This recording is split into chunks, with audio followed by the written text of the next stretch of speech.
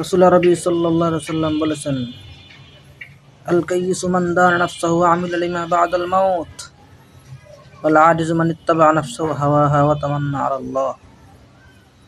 রাসূল আরবি সাল্লাল্লাহু আলাইহি ওয়াসাল্লাম বলেছেন, জ্ঞানী ওই ব্যক্তি যে নিজের নফসকে সংবরণ করে এবং মৃত্যু পরবর্তী জিন্দেগীর জন্য আমল করে। মূর্খ ওই ব্যক্তি যে নিজের নফসের অনুসরণ করে এবং আল্লাহ তাআলার নিকট বিশাল বড় বড় আশা রাখে।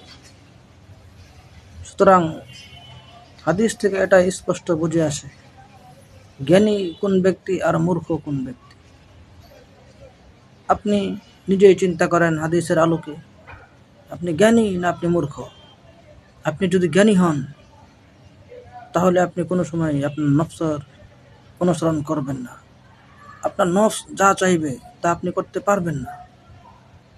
আপনি মৃত্যু পরবর্তী জিন্দেগীর জন্য আমল করতেছেন কিনা সেটা আপনার জ্ঞানী হওয়ার আলামত।